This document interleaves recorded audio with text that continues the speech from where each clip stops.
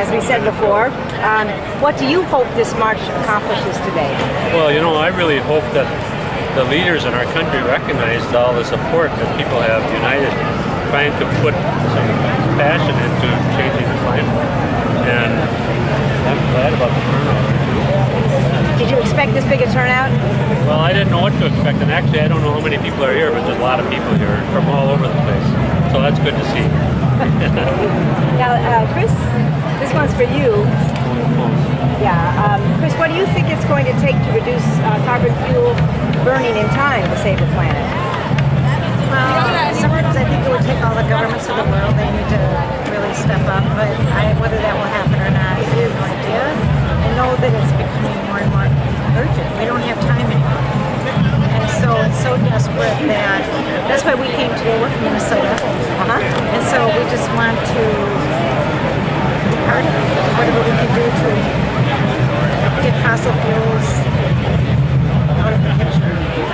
In your area of the country, Minnesota, what's the feeling about controlling burning of fossil fuels? There's a good movement for the climate change, but on the other hand, I think too people are in denial. I still think there's too much denial.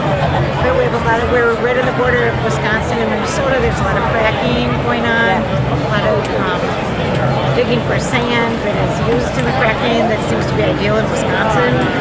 So it's really disturbing. How about you on that, Tom? Well, in Minnesota, the legislators have actually kind of forced Xcel Energy into putting wind turbines up. So we have a start of some wind turbine generation in Minnesota, which I'm glad about. But we have lots of four-wheel drive trucks everywhere that suck up a lot of fuel, and we're starting to put in some trains in the Twin City area.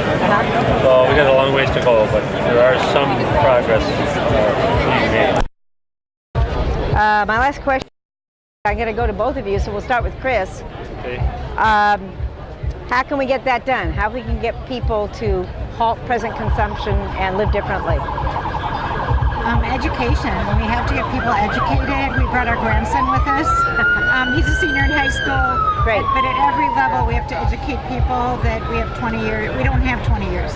In 20 years, if we don't do major changes now, it's going to be a possible disaster. And people have to be educated about that. A lot of people don't believe that yet. How about you, Tom? Well, my opinion is that we should have had a much higher tax on gasoline for many years. And if we did that now, it would be hard, but people would have to adjust, and we'd have to be driving much more economical cars. And there are some out there that are a lot better than what we have. And there's designs going on to improve all that. So I really wish that would go, and I wish that we could get more solar panels on our buildings. Even in Minnesota, people are saying it's worth it now to do that. So I'm a little surprised about that, but that's a trend. And so we have to reduce our fuel consumption by driving more fuel-efficient cars. We have roads everywhere. We don't have trains, so we have to drive in. And just my personal question, what's the grandparent angle on this? We're grandparents. I want to leave the earth a better person for our grandchildren. I want our grandchildren to be able to see the birds and the animals and enjoy it, to be able to breathe the fresh air, and that is huge, huge, huge. Our generation owes it to our grandchildren to do all that we can do. Absolutely. How about you, Tom?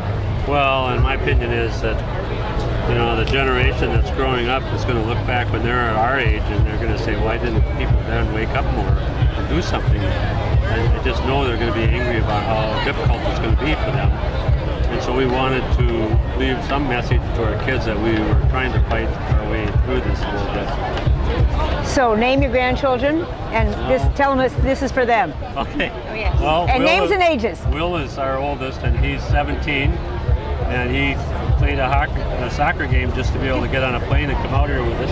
And Annie's a sophomore in high school in Minneapolis, and Clara's 8th grade. Yep. Oh. And then our littlest grandson is Jack. He's 5 years old, and we have a great time with him. So we're here for them.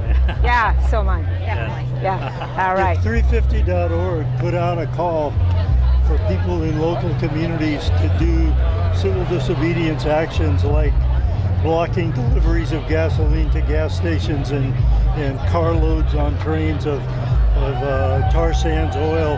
What do you think the reception would be in your community and your circle to that kind of a call?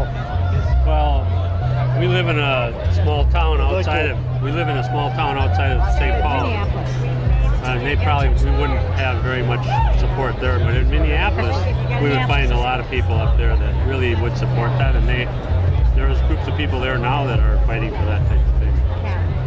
I think 7 or 8 buses came from Minneapolis. Oh, great. For today. And yes, there'd be a good response for nonviolent Okay. action. All right. So there's hope for us white hairs, right? All right.